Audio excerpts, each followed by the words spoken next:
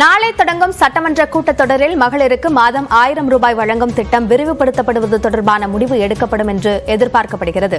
கூடுதல் விவரங்களை நம்முடைய செய்தியாளர் தமிழரசியிடம் கேட்கலாம். தமிழரசி, இப்போ மகளிர் உரிமை தொடர்பான எதிர்பார்ப்பு ஒரு பக்கம், வேற என்னெல்லாம் எதிர்பார்ப்பு இருக்கிறது? அது சார்ந்த முடிவுகள் எடுப்பதற்கான திட்டம் அரசிடம் உள்ளதா?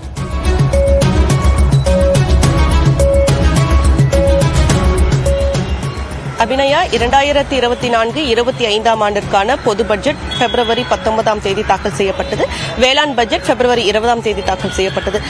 அதாவது பட்ஜெட் தாக்கல் செய்யப்பட்ட பிறகு ஒவ்வொரு துறை ரீதியாக மானிய கோரிக்கை விவாதம் நடத்தப்பட்டு அந்தந்த திட்டங்களுக்கு நிதி ஒதுக்குவது என்பது மரபு. அதன் அடிப்படையில் நாளை முதல் சட்டப்பேரவை கூட்டம் கூட இருக்கிறது.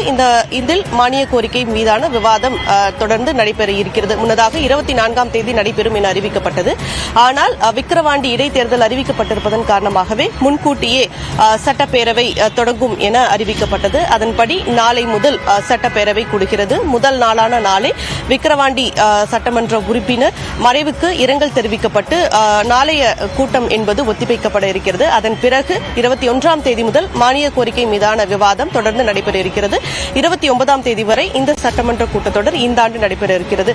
வழக்கமாக காலை 10 மணிக்கு துவங்கக்கூடிய சட்டப்பேரவை இந்த ஆண்டு 9:30 மணிக்கு துவங்கி காலை செஷன் என்பது 2 மணி வரையும், அதன் பிறகு 5 மணி முதல் 8 மணி வரையும் நடைபெற இருக்கிறது. விக்கிரவாண்டி இடைத்தேர்தல் வர இருப்பதன் காரணமாக முன்கூட்டியே சட்டமன்றத்தை கூட்டி இரு அவைகளாக நடத்தி முடிக்க திட்டமிடப்பட்டிருக்கிறது. குறிப்பாக இந்த சட்டப்பேரவை கூட்டத்தொடரில் பல்வேறு முக்கிய அறிவிப்புகள் வெளியாகும் என எதிர்பார்க்கப்படுகிறது. குறிப்பாக 40க்கு 40 தொகுதிகளையும் திமுக மற்றும் கூட்டணி கட்சிகள் கைப்பற்றியிருக்கிறது. இந்த நிலையில் இந்த தேர்தல் பிரச்சாரத்தின் போது பல்வேறு இடங்களில் பொதுமக்கள் இந்த கலைஞர் மகளிர் உரிமை தொகை திட்டத்தில் தளர்வுகளை கொண்டு வர வேண்டும் என கோரிக்கை வைத்திருந்தனர். குறிப்பாக இந்த திட்டத்தில் தற்போது 1,15,00,000 பயனாளிகள் பயனடைந்து வருகின்றனர். அவர்களுடைய வங்கிக் கணக்கிற்கு மாதந்தோறும் 1000 ரூபாய் வரவு வைக்கப்பட்டு வருகிறது.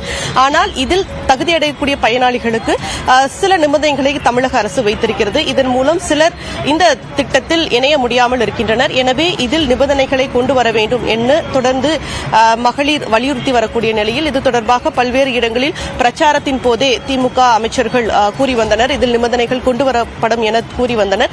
இந்த நிலையில் இந்த சட்டப்பேரவை கூட்டத்தொடரில் இந்த மகளிர் உரிமை தொகை திட்டத்தில் இணைவதற்காக இருக்கக்கூடிய நிபந்தனைகள் தளர்த்தப்படும் என எதிர்பார்க்கப்படுகிறது. இது ஒரு முக்கிய எதிர்பார்ப்பாக இந்த சட்டப்பேரவை கூட்டத்தொடரில் இருக்கிறது. அதேபோல எதிர்க்கட்சி கட்சிகளை எடுத்துக்கொண்டார் பல்வேறு பிரச்சனைகளை அவர்கள் எழுப்பவும் திட்டமிட்டிருக்கின்றனர். குறிப்பாக மின்கட்டண உயர்வு அறிவிக்கப்படும் என்ற ஒரு